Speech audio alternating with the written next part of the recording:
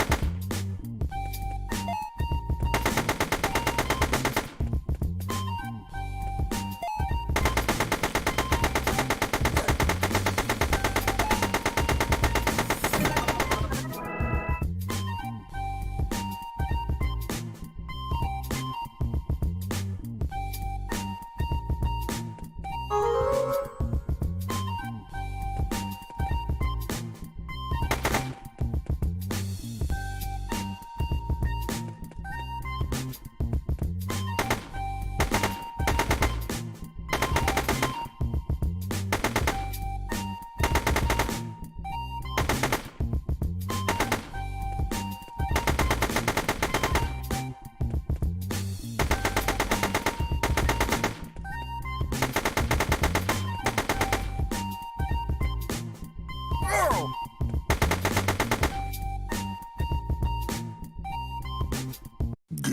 over.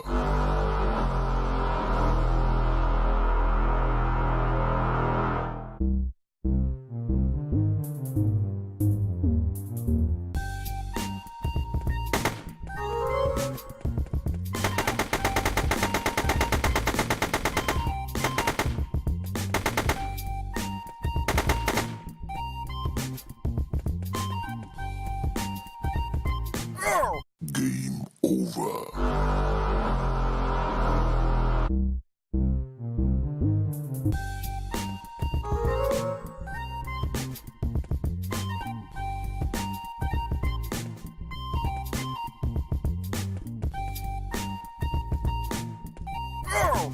Game over.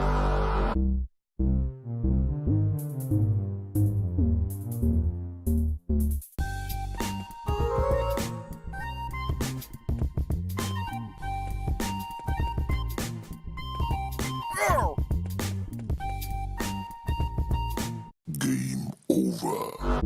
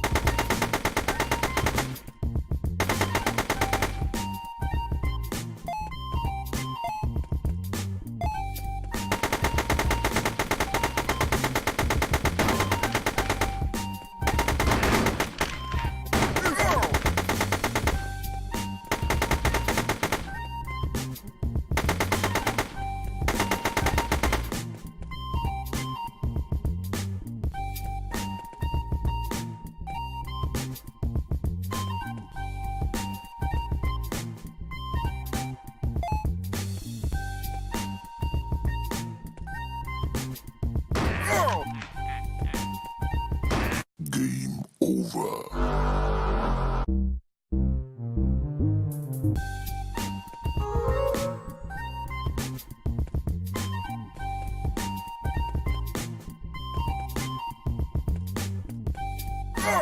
Game over.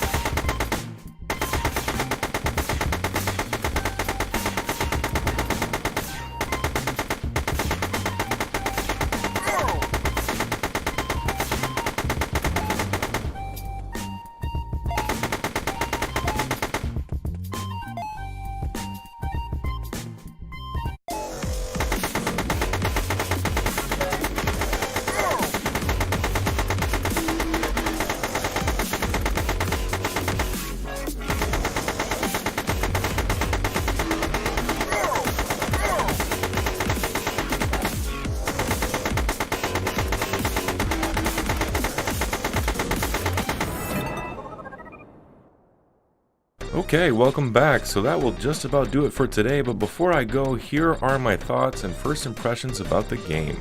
First, what I liked about the game.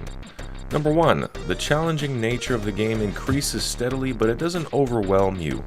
This jump, for example, while at first is a little tough, you quickly adapt and find a way around it, which only lends to bolster your confidence in the long run. You convince yourself that if you can make that one jump, you can surmount almost any challenge that the game has to offer. I'm sure in later levels this may not be the case, but early in the game the learning curve and difficulty slope is fairly reasonable, yet it still keeps you quite engaged. Number 2, it's moderately addictive. And when I say moderately, I mean my interest in the game went up gradually but consistently until it sort of plateaued in the middle. That was right around the time I was having trouble with the boss and the fun went down a bit. It wasn't enough to get me frustrated or anything, not like a damn Flappy Bird or something like that, but if anything it had me determined to get good at it so I could advance to the next level. Number 3, so it's a fun little side scroller. Keep your expectations in check and you can have a good time with this one. And finally, here's what I didn't like about the game. Number 1, the detail's not that great. Need I say more? I don't want to trash the game for its graphics alone, but there's definitely room for improvement here. I haven't played it since the game came out, so I can't comment on its development pre or post release, but I sincerely hope the devs keep up with this as time goes on because it has a lot of potential. Number 2, it's expensive. If the cost was under $10, more people would be able to afford and therefore enjoy the game, but at $11.49 Canadian, it's going to get an instant pass from a lot of people who have just a few bucks left on their Steam wallet. On the other hand, if the idea is to put it on sale regularly, a 30% discount would look better with a higher price. I guess it all depends which direction the devs want to take it. My vote though is for a lower base price point so that more consumers can get it in their hands. Number 3, the line between items that you can and can't interact with is a little unclear. On occasion, you can blow up a tree that looks like it's part of the background, but other times you can't interact with things that seem obvious, like this bee's nest. Again, maybe I'm just not doing something right here, and if that's the case, you can disregard this whole point, but yeah. Some other suggestions I had to help improve the game. The controls could use a tweak. Getting caught running right while you want to shoot left but you can't stop running or you die, that's kind of a problem. The button layout is a little funny, and if this is the way it's going to be by default, at least give your users the option to remap their keys to whatever they want. There's some jittering and screen tearing going on, so that needs to be fixed. I can send you guys my PC specs if you think that will be helpful. Let me know. Please increase the screen resolution and the aspect ratio. I'm sure there's a good reason why they're using this squarish view with the diamond background, but I think most PC users will want to play this type of game in a widescreen format so they can utilize those extra couple inches on either side. It would also be kind of nice if they could let you skip the intro if you want to start a new game. Overall, this was a pretty decent game and I give it 5.5 Vs out of 10. If you think this is the type of game that you would enjoy, be sure to support the creators and acquire the game legally so the developers can keep making great games. And if you like this video, please drop a like, share, and subscribe. Thank you very much for watching, my friends, and best of luck in all your adventures. Until next time, I'm Perilous3D signing out.